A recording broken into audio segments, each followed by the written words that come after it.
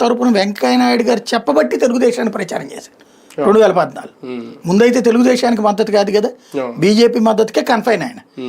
తర్వాతన వెంకయ్యనాయుడు గారు కూర్చోబెట్టి, లేదు మనం ఇద్దరం కలిసి ఉన్నప్పుడు ఒకళ్ళకి చేసి ఒకళ్ళకి చేయకపోతే వేరే సంకేతం వెళ్తుంది, అది మంచిది కాదు టోటల్ ఎలక్షన్స్ కన్నాక, అప్పుడు ఇది. తర్వాత కాలంలో ఆయన తెలుగుదేశం ఇన్ఫ్లుయెన్స్లో పడ్డాడు, ఓకే.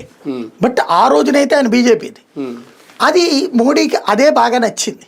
ఇప్పటికి కూడా అదే మోడీకి ఆయన పట్ల ఉన్నటువంటి అభిమానం. ఇదే ఇప్పటిదాకా ఆ లెగసీ కంటిన్యూ అవుతుంది.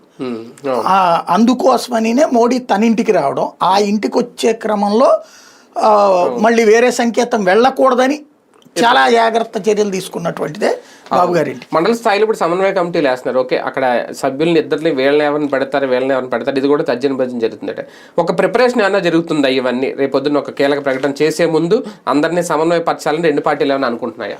ఏం లేదండి, అదంతా ఈ మధ్యన గొడవలు పెరిగిపోయినాయి కదా, దాని మూలంగా మాట్లాడడం తప్పించి ఇవన్నీ వినడానికి. కమిటీలు వేయడం వల్ల ఎంతవరకు సమన్వయపరుస్తారు రెండు పార్టీల కార్యకర్తలు? కనీసం కొంతమేర ఒక 30 to 40% కంట్రోల్ అవ్వడానికి వీలుంటుంది. ఫస్ట్ బేసిక్గా మన సైకలాజికల్ కండిషన్ ముఖ్యం. వీళ్ళ సైకలాజికల్ కండిషన్ ఏంటంటే, టీడీపీ వాళ్ళు మా వల్ల పవన్ కళ్యాణ్ 21 సీట్లు తీసుకున్నాడు అనుకుంటున్నారు వాళ్ళు. జనసేన వాళ్ళు మా వల్ల తెలుగుదేశం అధికారం లేకపోతే తొక్కవతలు పడేసేవాడు జగను